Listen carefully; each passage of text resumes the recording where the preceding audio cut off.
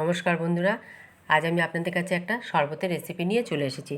হ্যাঁ, আমি তরমুজের শরবতের রেসিপি নিয়ে চলে এসেছি। আমি কীভাবে এই তরমুজের শরবতের রেসিপিটি করেছি আপনারা দেখতে থাকুন। সবার আগে আমার চ্যানেলকে সাবস্ক্রাইব করে আমার পাশে থাকুন আর বেল আইকন অল করে দেবেন, তাহলে আমার রান্নার সব নোটিফিকেশন সবার আগে আপনাদের কাছে পৌঁছে যাবে। আমার চ্যানেল রান্নাঘরের পক্ষ থেকে আমার সকল নতুন পুরনো বন্ধুদের স্বাগত। দেখুন আমি কীভাবে শরবতটা করছি। আমি এখানে একটা তরমুজের হাফ আমি এইভাবে টুকরো টুকরো করে কেটে নিয়েছি, খোসাটা ছাড়িয়ে নিয়েছি আর বীজগুলো ফেলে দিয়েছি।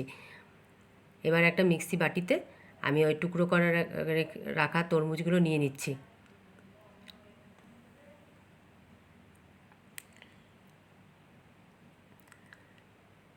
ভিডিওটা দেখতে দেখতে লাইক করে দেবেন আর কমেন্ট করে বলবেন আমার এই শরবতের রেসিপিটি আপনাদের কেমন লাগলো। এদিকে আমি কিছু পুদিনা পাতা নিয়ে নিয়েছি। পুদিনা পাতা দিলে যে কোনো শরবতের টেস্ট অসাধারণ হয়। আমি 1 চামচ চিনি দিচ্ছি, যেহেতু তরমুজটা মিষ্টি আমি অল্প পরিমাণে চিনি দিচ্ছি। আর হাফ চামচ বিট নুন দিচ্ছি, আর হাফ চামচ আমি লেবুর রস দিলাম। স্বাদটা ব্যালেন্স হওয়ার জন্য একটু লেবুর রস দিলাম। আর অল্প পরিমাণে জল দিয়ে আমি ভালো করে মিহি করে একটা পেস্ট করে নেব।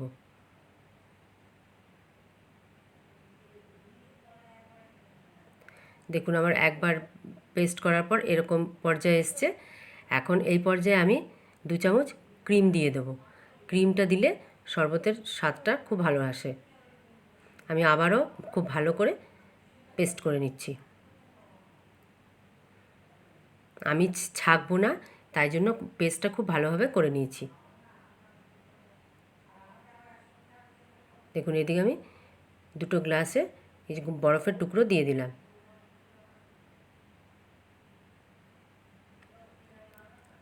এবার যে তরমুজটা আমি পেস্ট করেছিলাম সেটা আমি গ্লাসে ঢেলে নিচ্ছি। আপনারা বরফের টুকরোটা পরেও দিতে পারেন, আবার এইভাবেই রেখে দিয়ে ফ্রিজে রেখে দিয়ে ঠান্ডা করতে পারেন। আমি 2টো গ্লাসে ঢেলে দিয়েছি আর ওপর থেকে আমি আবারও কিছুটা ফ্রেশ ক্রিম দিয়ে দিচ্ছি। একটু ক্রিম দিলে এই তরমুজের শরবতের স্বাদটা অসাধারণ লাগে। এইভাবে আপনারা করে দেখবেন।